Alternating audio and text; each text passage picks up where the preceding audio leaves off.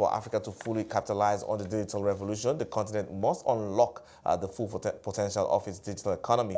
That's according to a report by VerifyMe Nigeria in partnership with Dalberg. It also adds that digital identity is fast changing the way Africans transact and live. And I have with me Esigie Aguele, the CEO of VerifyMe. He joins me now as we discuss this report in details. Thank you so much for your time today, Esigie. Let's first look at the broad findings from this report, and why did you decide to go on this report? That's a really good question. So, we decided to do this because, there is little information still about the identity ecosystem in Nigeria, even though there's so much activity going on.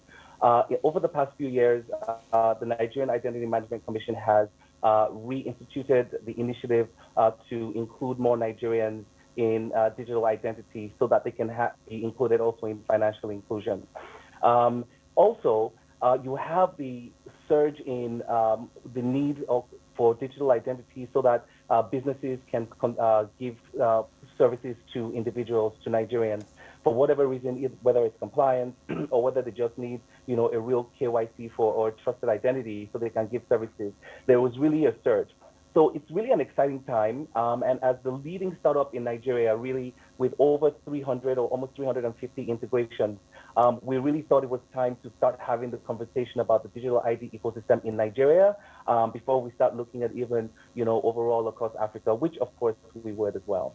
Well, what do the findings show? What trends are you seeing from this report? Mm-hmm. Well, the trend we're seeing is that, first of all, on the report is that, people are, very interested. But another trend is that there's really very rapid growth in this sector. This sector is going to enable, it has already enabled payments and is going to continue to enable payments because more people who get their digital identity will be able to take part in fintech transactions. But it's also going to enable open banking and open finance. And we know that those two items are really the bedrock of closing the credit gap we have in Nigeria, which, for example, we know is about $120 billion. Yeah, but there's going to be quite a lot of funding there if you're going to fully unlock the potential that this sector has. And I'm trying to understand, who are the forerunners here and what are we seeing in terms of models that were to unlock financing? Well, the models to unlock financing, there are many different models to unlock financing. I think that identity is the bedrock. Of course, consumer insights, customer insights is another product that needs to be a little bit mature. And there's a lot of innovations here. So in terms of, the trends that we're seeing is that people are beginning to go beyond, identity into consumer insights to unlock financing. If that's, the question as a trend for sure. All right, because sometimes it looks like we're trying to hit a moving target here, because when you look at how the ecosystem is evolving, the pace at which it is evolving, we're looking at banks, we're looking at telcos here, we're looking at fintechs, all coming up with different structures. We're also looking at the continental-wide push for trade in the form of the Africa Continental Free Trade Agreement. And I'm trying to look here and understand, that role that digital identity is playing and it's also going to play if we're going to see these initiatives, go at full gear. Mm-hmm. Yes. So I'll give you an example. So banks, for example, are customers. More than 50% of the traditional banks, for example, in Nigeria use VerifyMe today in some form.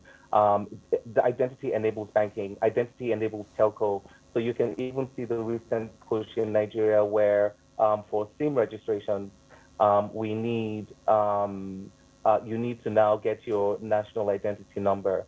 So it is the bedrock of all of these. And this is actually why all of these, I would say, businesses or sectors you name are actually customers of VerifyMe. We work with all of them.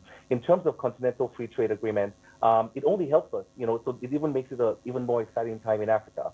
As an indigenous Nigerian company with indigenous ideas, we are looking to go to other African countries to grow.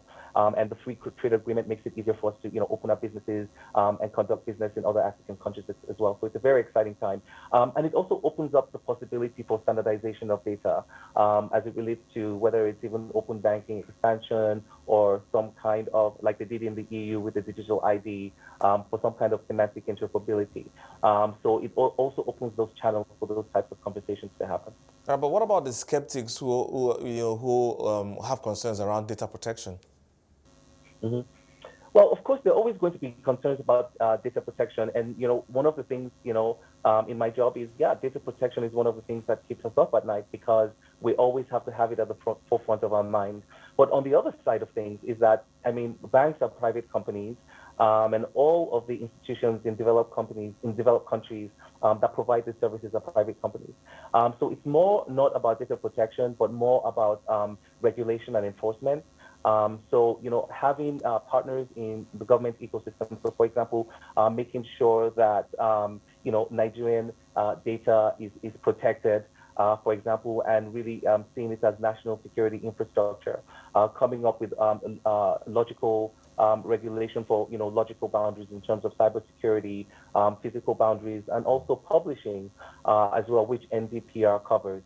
So as long as we are aligned with all those things, which we are, and we take very, very seriously, I think that where data protection of our customers is protected for sure. So we do not sell data.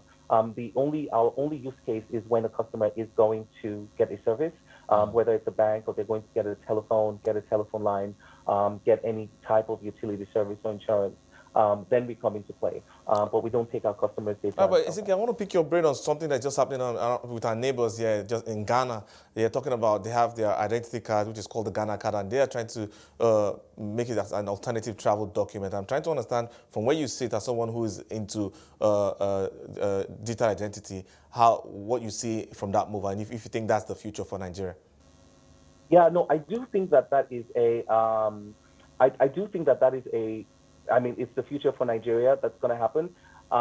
That's where the future is going. Most countries now, going to the card for their passport. In the future, God knows what it's going to be, right? It could just be your identity. It could be just your face, right? When you're crossing a border, and that essentially pulls up all your digital information. So, it's innovation, and I'm very proud of Ghana for doing it.